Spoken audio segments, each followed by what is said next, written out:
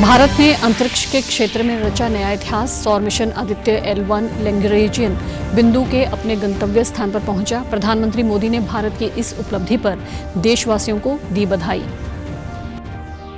भाजपा के राष्ट्रीय अध्यक्ष जेपी नड्डा ने अपने पंचकुला और चंडीगढ़ दौरे पर कार्यकर्ताओं से किया लोकसभा चुनाव में जुट जाने का आह्वान। कहा, पीएम मोदी को तीसरी बार जिताकर भारत को बनाए मजबूत। और उत्तर भारत में शीतलहर का कहर जारी। पंजाब, हरियाणा, चंडीगढ़, दिल्ली और राजस्थान में ठंड की भीषण स्थिति बने रहने का अनुमान।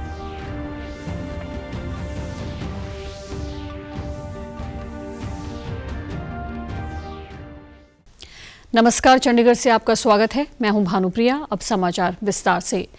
भारत ने अंतरिक्ष के क्षेत्र में एक और नया इतिहास रच दिया है। सौर मिशन आदित्य L1 लैग्रेंजियन बिंदु के अपने गंतव्य स्थान पर पहुंच गया है। इस तरह 2 सितंबर 2023 को आंध्र प्रदेश के श्रीहरिकोटा से सूर्य की ओर शुरू हुई 15 लाख किलोमीटर की ये यात्रा अपने मुकाम पर पहुंच गई है। प्रधानमंत्री मोदी ने भारत की इस उपलब्धि पर देशवासियों को बधाई देते हुए कहा कि ये उपलब्धि हमारे वैज्ञानिकों के अथक समर्पण का प्रमाण है। उन्होंने अपने संदेश में कहा कि भारत ने एक और उपलब्धि हासिल की है। भारत की पहली सौर वेधशाला आदित्य L1 अपने गंतव्य पर पहुंच गई है। ये सबसे जटिल और पेचीदा अंतरिक्ष अभियानों को साकार करने में हमारे वैज्ञानिकों के अथक समर्पण का प्रमाण है। मैं इस असाधारण उपलब्धि की सराहना करने में राष्ट्र के साथ शामिल हूं। हम मानवता के लाभ के लिए विज्ञान की नई सीमाओं को आगे बढ़ाना जारी रखेंगे। उससे जो फायदा होगा कि इस सिर्फ इंडिया के लिए नहीं, इस फायदा तो पूरा नेशंस के लिए होगा। इसमें जो पेलोड्स है, 7 पेलोड्स होते हैं, सभी हमने बनाया, भारत में ही बनाया। हमारे इंस्टीट्यूशंस और इंस्टीट्यूट्स और इसरो के सभी साइंटिफिक ऑर्गन लैब्स जिन्हें जुड़ा के सभी इंस्ट्रूमेंट्स को बनाया, कैलिब्रेट किया, मैन्युफैक्चर किया। केंद्रीय विज्ञान एवं प्रौद्योगिकी राज्य मंत्री डॉक्टर जितेंद्र सिंह ने भारत की इस उपलब्धि पर खुशी व्यक्त की है। उन्होंने कहा कि भारत के लिए ये साल शानदार रहा। टीम इसरो का संबंध है, एक के बाद एक ये तीसरा ऐसा कीर्तिमान है जो उनके द्वारा स्थापित किया गया। पहला चंद्रयान 3 जो विश्व में चंद्रमा के सदर्न पोल पर पहुंचने वाला पहला मिशन था, और अब ये आदित्य L1 जो सूरज के रहस्यों को खोजेगा, वो रहस्य जिनके बारे में या तो समझा नहीं गया या उनके आगे पीछे लोक कथाएं बनी रही। और चंद्रयान 3 की तरह इस मिशन से भी जो हमें जानकारियां उपलब्ध होंगी वो विश्व के दूसरे देशों के लिए भी काम में आएंगी। भारत का आदित्य L1 अभियान सूर्य की अदृश्य किरणों और सौर विस्फोट से निकली ऊर्जा के रहस्यों को सुलझाएगा। हरियाणा के मुख्यमंत्री मनोहर लाल ने भी इस उपलब्धि पर बधाई देते हुए सोशल मीडिया पर लिखा, ओम सूर्याय नमः। भाजपा के राष्ट्रीय अध्यक्ष जेपी नड्डा ने अपने पंचकुला और चंडीगढ़ दौरे के दौरान देर शाम कल हरियाणा भाजपा के कोर ग्रुप के साथ बैठक की। इस दौरान उन्होंने सभी पदाधिकारियों से एकजुट होकर आगामी लोकसभा चुनाव की तैयारियों में जुटने का आह्वान किया। साथ ही केंद्र और राज्य सरकार की योजनाओं और उपलब्धियों को घर घर पहुंचाने का आह्वान किया। बैठक में उन्होंने लोकसभा के संभावित प्रत्याशियों की भी सूची तैयार करने के निर्देश दिए। इससे पहले नड्डा ने मुख्यमंत्री मनोहर लाल के साथ पंचकुला में हरियाणा मिशन 10 लॉन्च किया। उन्होंने रोड शो के दौरान कार्यकर्ताओं और लोगों से हरियाणा की सभी 10 सीटों को जिताने का आह्वान किया। उन्होंने कहा कि विकसित और मजबूत भारत के लिए पीएम मोदी को तीसरी बार जिताना है। अपने चंडीगढ़ दौरे के दौरान सेक्टर 33 स्थित भाजपा कार्यालय कमलम पहुंचे भाजपा राष्ट्रीय अध्यक्ष का प्रदेश अध्यक्ष जतिंदर पाल मल्होत्रा, सांसद किरण खेर, वरिष्ठ नेता संजय टंडन सहित कार्यकर्ताओं ने भव्य स्वागत किया। इस मौके पर नड्डा ने कहा कि पीएम मोदी का चंडीगढ़ से विशेष संबंध रहा है। उन्होंने भरोसा जताया कि चंडीगढ़ के कार्यकर्ता पीएम मोदी की नीतियों को और आगे बढ़ाने में अपना पूरा जोर लगा देंगे।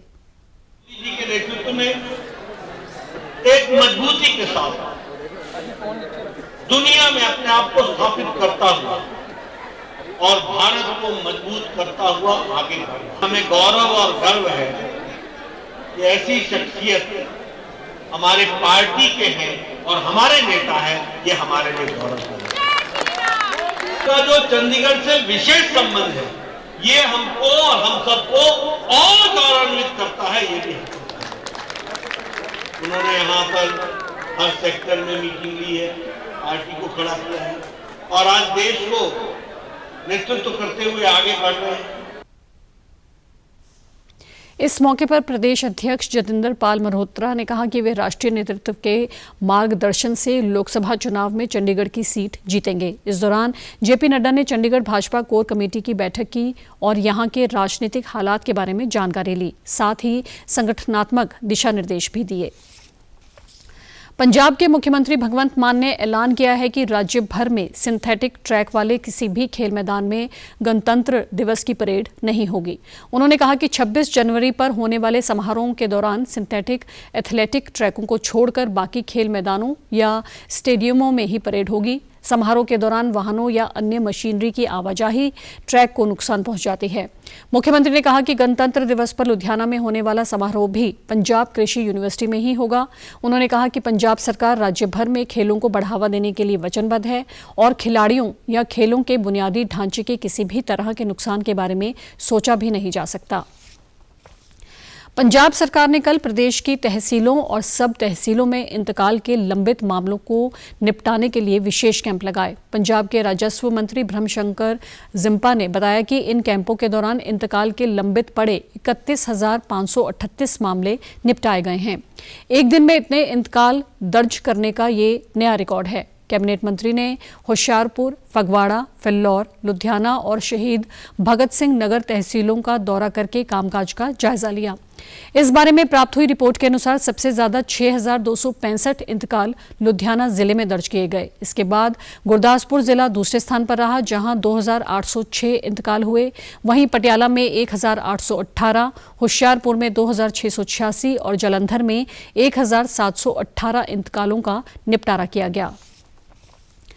हिमाचल प्रदेश के हमीरपुर के पुलिस ग्राउंड पर पहुंचे उपराष्ट्रपति जगदीप धनखड़ ने एक से श्रेष्ठ पहल के 500वें केंद्र का उद्घाटन किया। कार्यक्रम को संबोधित करते हुए उपराष्ट्रपति ने कहा कि भारत दुनिया की नज़र में उभरता हुआ देश ही नहीं है, बल्कि बहुत उभरा हुआ देश है। उन्होंने कहा कि दुनिया के देश भारत की तरफ देख रहे हैं। कोई शंका नहीं है कि आज के दिन भारत की बुलंद आवाज पूरी दुनिया पहचानती है। उन्होंने कहा कि आज भारत की यात्रा बहुत दूर तक चली गई है और हम विश्व की 5वीं महाशक्ति बनकर उभरे हैं। आज भारत की यात्रा बहुत ऊपर चली गई है। आज वो भारत नहीं है जो दुर्बल था। आज हम दुनिया की महाशक्ति हैं। हमने इंग्लैंड को पीछे छोड़ा है, कनाडा को पीछे छोड़ा है, फ्रांस को छोड़ा है और हम 5वीं महाशक्ति बन गए हैं। ये आपकी बदौलत है, आपके प्रयास की वजह से है। इस मौके पर मौजूद केंद्रीय मंत्री अनुराग सिंह ठाकुर ने कहा कि जीवन में महिलाओं को बहुत बड़ी भूमिका निभानी पड़ती है। उनकी पूरे जीवन में बड़ी भूमिका है। उन्होंने कहा कि शिक्षक एक जीवन धर्म है और इसे निभाने वाली अधिकतर महिलाएं हैं।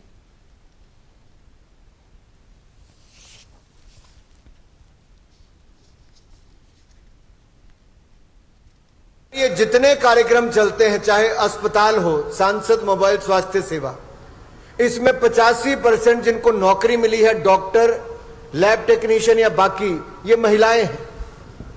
और हमारा जो एक से श्रेष्ठ कार्यक्रम है, इसमें 90% टीचर महिलाएं हैं।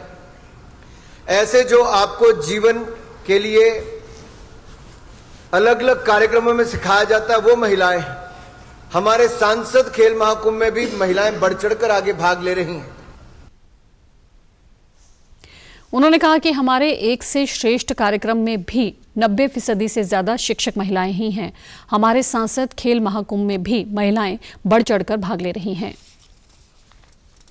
हरियाणा के मुख्यमंत्री मनोहर लाल ने सभी जिला उपायुक्तों से बैठक कर विकसित भारत संकल्प यात्रा की प्रगति को लेकर समीक्षा बैठक की और यात्रा के बारे में फीडबैक लिया।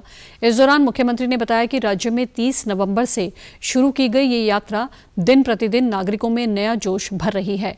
यात्रा में अब तक करीब 35,17,000 से अधिक लोगों ने भाग लिया है। मुख्यमंत्री ने जिला उपायुक्तों को निर्देश देते हुए कहा कि प्रत्येक जिले में आयोजित कार्यक्रमों में नागरिकों की उपस्थिति बढ़ाने का प्रयास करें ताकि लोगों की समस्याओं का मौके पर ही निदान हो सके। सीएम ने निर्देश दिए कि सेवा विभाग और नागरिक संसाधन सूचना विभाग की अलग अलग टीमें गठित की जाएं ताकि हर नागरिक के प्रतिवेदन को स्वीकार किया जा सके और उनकी समस्याओं का संपूर्ण समाधान सुनिश्चित हो। भारतीय वायुसेना ने पहली बार कारगिल एयर स्ट्रिप पर सफलतापूर्वक नाइट लैंडिंग की है।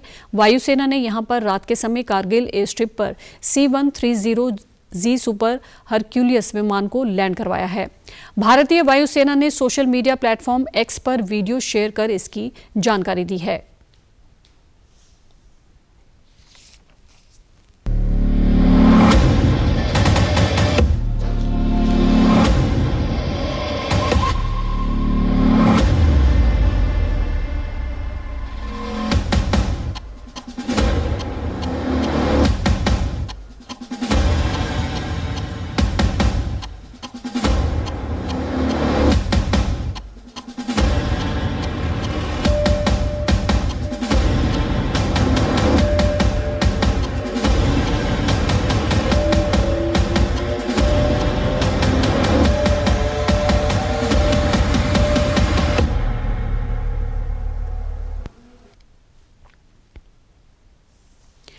हरियाणा, पंजाब और यूपी में छापामार कार्रवाई के बाद NIA ने आतंकवाद से अर्जित 5 संपत्तियों को कुर्क कर लिया है।